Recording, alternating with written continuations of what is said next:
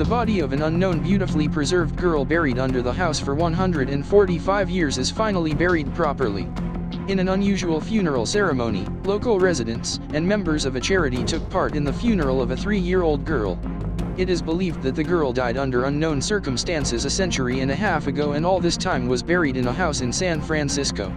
When a girl's hair and skin buried under the house were discovered, they were perfectly preserved and immediately impressed the child without further study of matter.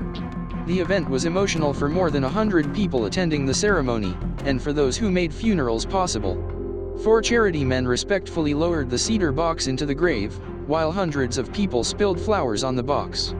In the memorial at 10 a.m., the speakers played "Lullaby of the Trumpeter," only for the funeral of an unknown girl.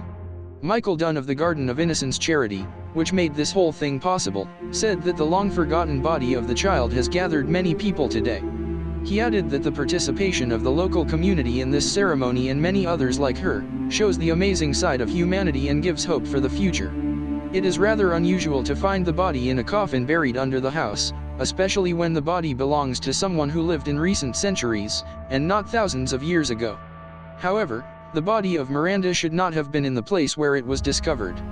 Previously, this place was a massive cemetery in San Francisco, which was called Old Fellow Cemetery in the 19th century, and more than 30,000 bodies belonging to the 19th and 18th centuries were buried on it. However, in the 1920s, the authorities decided to move the entire cemetery to another place, and the bodies were removed and reburied in a new place. However, Miranda's body was left without explanation. Miranda's body was then rediscovered by some builders in San Francisco under the house of Erica Carner.